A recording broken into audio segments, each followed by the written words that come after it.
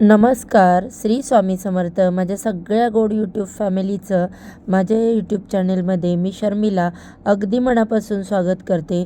आजचा दिवस तुम्हाला खूप छान जावो ही स्वामी महाराजांच्या चरणी प्रार्थना करते आणि आपल्या आजच्या नवीन व्हिडिओला सुरुवात करते.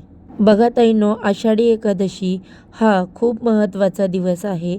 या दिवशी बरेचसे लोक व्रत, वैकल्प, उपवास हे सगळं करत असतात. तर आषाढी एकादशीच्या दिवशी कुठल्या गोष्टी जर आपण दान केल्या तर त्या दानाचा आपल्याला खूप पुण्यफळ मिळेल. आपल्या आयुष्यातले दुःख, अडीअडचणी, संकट निघून जातील. दान केल्यामुळे आपल्या पूर्वजांचा भरभरून आशीर्वाद आपल्याला मिळेल. बघा, नेहमीच आपण दान केलं पाहिजे. आपल्या क्षमतेनुसार जर आपण दान केलं तर त्याच्या कित्येक पटीने, जास्त पटीने आपल्याला फळ मिळत असतं. म्हणजे बघा, याच्यात सुद्धा स्वार्थ आपलाच आहे. तर त्यामुळे कधीही तुम्ही दान कराल तर मनापासून करा, आनंदाने करा. उगाचच काहीतरी द्यायचं म्हणून असं करू नका. आणि दान हे नेहमी सत्वात्री, म्हणजे काय, ज्याला गरज आहे ज्याला तुम्ही दान करा. म्हणजेच बघा, आता एखाद्या आश्रमात तुम्हाला दान करायचं, लहान मुलांचं वगैरे अनाथ आश्रमात, तर त्यावेळेस इथे विचारून घ्या की इथे तुम्हाला कसली गरज आहे, काय अन्नधान्य लागते, तेल लागते, कपडे लागतात, काय लागते, किंवा काही शिक्षणाचं साहित्य लागते, वह्या, पुस्तकं, पेन, हे तुम्ही विचारून घ्या. जर तुम्ही वृद्धाश्रमात दान करताय, तिथल्या व्यक्तींना कसली गरज आहे, त्या आजी-बाबांना काय लागतं ते तुम्ही तिथे विचारून घ्या. मग दान करा. म्हणजे गरजूंना दान करा. ज्यांना पाहिजे त्या गोष्टीचं दान केलं तर त्याचं आपल्याला पुण्यफळ मिळतं. उगाच दान करायचं म्हणून कोणाला तरी काहीतरी द्यायचं आणि तो माणूस ती वस्तू नंतर फेकून देतो. त्याला उपयोग नाही त्याचा काही. आजकाल असं सुद्धा आहे. तर त्यामुळे मी सांगते, दान हे सत्पात्र झालं पाहिजे.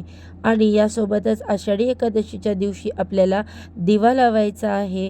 दिवा हा प्रत्येक पूजेची साक्ष असतो. दिवा लावल्यामुळे घरामध्ये सकारात्मक वातावरण निर्माण होते. त्यामुळे आषाढी एकादशीला आपल्याला दिवा लावायचा आहे. कुठे ते मी पुढे सांगतेच. तर सगळ्यात पहिले आषाढी एकादशीच्या दिवशी कोणतं दान करावं, तर अन्नदान आषाढी एकादशीला हे सर्वश्रेष्ठ दानांपैकी एक दान मानलं जातं. गरजू व्यक्तींना, साधू संत, वृद्धाश्रम, अनाथ आश्रम इथे तुम्ही जमल्यास जेवण त्यांना द्या. एक टाईमचं जेवण किंवा काही तुम्ही गहू, तांदूळ, तेल काय असेल ते अन्नदान करू शकता. त्यानंतर तुम्ही धान्यदान, जसं मी सांगितलं, गहू, तूर डाळ, मूग डाळ, हरभरा, साखर, गूळ यांसारख्या रोजच्या लागणाऱ्या वस्तूंचं तुम्ही दान जर केलं त्यांना खूप मोठी मदत होऊ शकते आणि आपल्याला त्याचं पुण्य मिळेल. त्यानंतर वस्त्रदान, नवीन किंवा स्वच्छ वापरण्यायोग्य वस्त्र जर आहे ते तुम्ही गरजूंना दान करायचं. वृद्धाश्रमामध्ये गरिबांना, गरजूंना तुम्ही वस्त्रदान करा.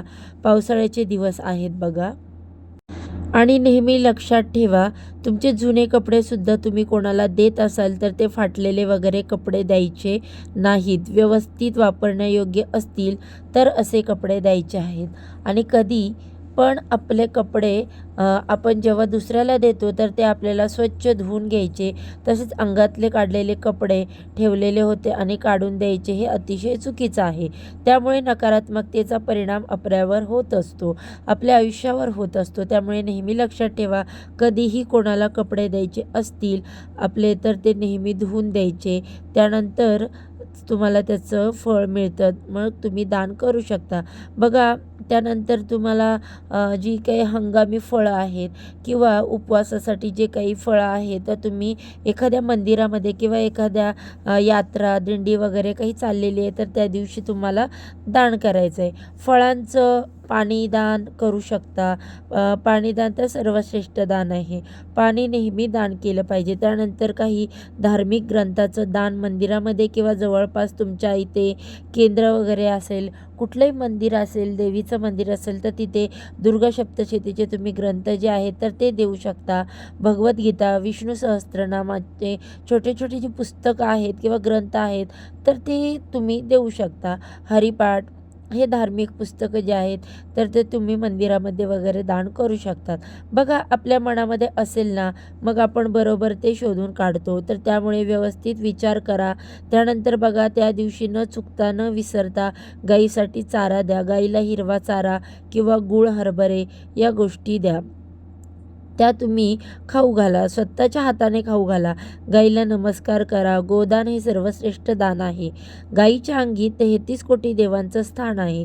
त्यामुळे तुम्हाला गाईला या दिवशी काहीतरी दान करायचं आहे. त्यानंतर आर्थिक मदत, एखादं म्हणजे कार्यालय आहे, अन्नछत्र आहे, गोशाळा आहे, रुग्णसेवा आहे, काही संस्था आहे, म्हणजे जिथे बघा गरीब लोक वगैरे जातात उपचार घेण्यासाठी, तर त्या ठिकाणी तुम्ही काही आर्थिक मदत तुमच्या क्षमतेनुसार करू शकता. बघा दान करताना या गोष्टी ज्या आहेत त्या लक्षात ठेवल्या पाहिजेत आणि दान हे मनापासून केलं पाहिजे. बघा दान करायचं असेल तर अशा प्रकारे तुम्ही भरपूर व्यवस्थित विचार करा आणि योग्य प्रकारे दान जर तुम्ही केलं तर त्याचं पुण्य आपल्याला मिळणार आहे. त्याचबरोबर दान हे नेहमी श्रद्धेने आणि निस्वार्थी भावनेने केलं पाहिजे. दिखावा आणि प्रसिद्धीसाठी आपल्याला दान करायचं नाही. तुमच्या आर्थिक क्षमतेनुसार दान करा, पण ते दान योग्य आणि बरोबर खरोखर ती व्यक्ती गरजू आहे का नाही ते बघूनच आपल्याला दान केलं पाहिजे. कारण आजकाल आहे ना बरेचसे काही फ्रॉड बघा आपल्यासोबत होत असतात.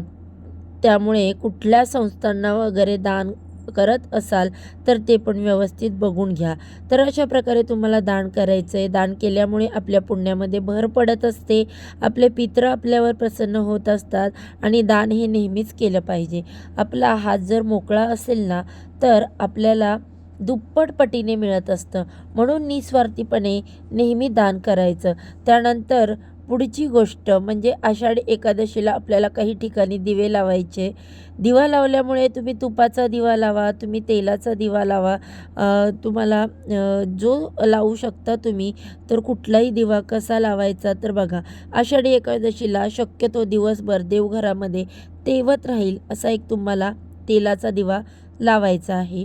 तुपाचा सुद्धा लावू शकता, पण तेलाचा दिवा जो आहे तर तो जास्त वेळ तेवत राहतो. तर त्यामुळे देवघरामध्ये दिवसभर तेवत राहील असं तुम्हाला एक समई तुम्ही लावू शकता किंवा दिवा जास्त ज्याच्यामध्ये तेल राहील असं तुम्ही लावू शकता. त्यानंतर तुळशी वृंदावनाजवळ तुम्हाला दिवा लावायचा आहे. तुळशीचं मी तुम्हाला सगळं मागच्या व्हिडिओमध्ये सांगितलं आहे की पूजा कशी करायची, काय करायची, काय फायदे होतात. तर तुळशीजवळ तुळशी वृंदावनाजवळ सुद्धा तुम्हाला छोटीशी कुंडी तिथे सुद्धा अगदी झाडाजवळ लावू नका. त्यामुळे झाड जे आहे तर ते सुकून जातं. थोडंसं तुम्ही लांब लावा. त्यानंतर घराच्या मुख्य प्रवेशद्वाराजवळ आता ही दिवे तुम्ही पणतीसुद्धा लावू शकता. जसं तुमच्याकडे असेल तसं फक्त दिवा लावायचं महत्त्व आहे. घराच्या मुख्य प्रवेशद्वाराजवळ तुम्हाला दिवा लावायचा आहे. जसं आपण दिवा लावतो तर बघा अशा 2-3 ठिकाणी जे महत्त्वाचे घराचा मुख्य दरवाजा, तुळस, देवघर या ठिकाणी आपल्याला दिवे लावायचे आहे. दिवा लावताना तुम्ही शुद्ध गाईचं तूप वापरू शकता. त्यानंतर तिळाचं तेल वापरू शकता. म्हणजे बघा जे आजकाल दिव्यासाठी तेल मिळतं ते पण तुम्ही लावू शकता. त्याने दिवा फक्त बघा तो स्वच्छ असला पाहिजे. म्हणजे ती जागा स्वच्छ करून घ्या. उगाच लावायचं म्हणून लावू नका. आणि मुख्य दरवाजाच्या बाहेरसुद्धा आपल्याला दिवा लावायचा आहे, कारण हा दिवस जो आहे अत्यंत महत्त्वाचा आहे. तर त्यामुळे तुम्हाला या दिवशी सांगितलेल्या ठिकाणी दिवा लावायचा आहे. तर बघा अशा प्रकारे आषाढी एकादशीच्या दिवशी छान दान करा. सांगितलेल्या गोष्टी पाळा. जिथे सांगितले तिथे दिवा लावा. या सगळ्या गोष्टींचं फळ जे आहे ते तुम्हाला नक्कीच 100% मिळेल. सांगितलेली माहिती तुम्हाला आवडली असेल तर व्हिडिओला लाईक करा, शेअर करा. आपल्या चॅनेलवरती पहिल्यांदा नवीन आला असाल तर सबस्क्राईब करा. नक्कीच विसरू नका. चला तर मग धन्यवाद सर्वांना. श्री स्वामी समर्थ.